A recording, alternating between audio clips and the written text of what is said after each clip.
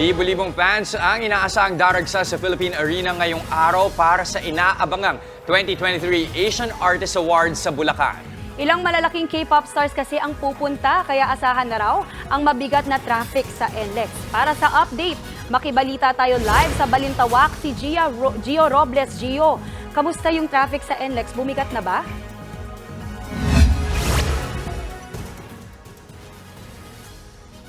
Maui, Jess, maagang nag-abiso ang pamunuan ng North Luzon Expressway o NLEX sa posibleng traffic na mararanasan ng mga kapatid nating motorista ngayong araw. Dahil yan sa inaasahang dagsa ng libo-libong K-pop fans na manonood ng Asia Artist Awards 2023 sa Philippine Arena mamaya. Alas 3:30 ng hapon pa mag-uumpisa ang mismong event sa Bukawi, pero sa post ng NLEX, inabisuhan nila mga motorista na bumiyahe ng maaga.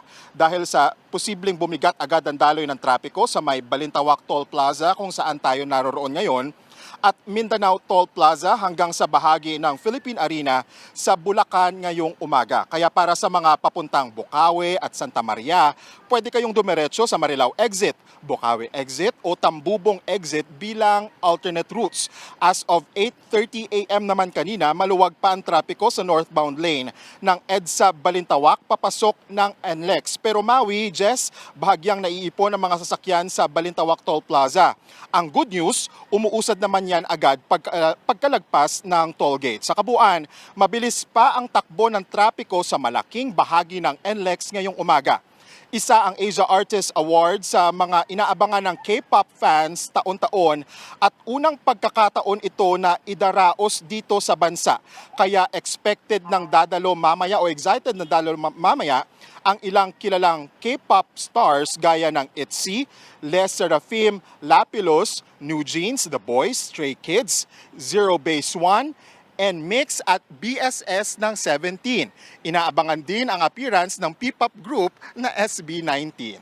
At local celebrities, syempre ito, gaya ni Catherine Bernardo at Daniel Padilla. Alam niyo, magsisimula ang red carpet event para sa awards night mamayang 12:30 p.m. 3:30 p.m. naman ang simula ng awarding at inaasang tatagal ito ng mga 6 na oras o magtatapos mamayang 9:30 ng gabi. Balik sa inyo, Adja si Jess at Adjuma Maui. Anyong Gio, maraming salamat sa update. Mga kapatid, Jess De Los Santos po, huwag magpahuli sa mga umaaksyong balita at napapanahong issue sa bansa. Para sa mas malawak na balitaan, mag-subscribe at mag-follow sa social media pages ng News 5.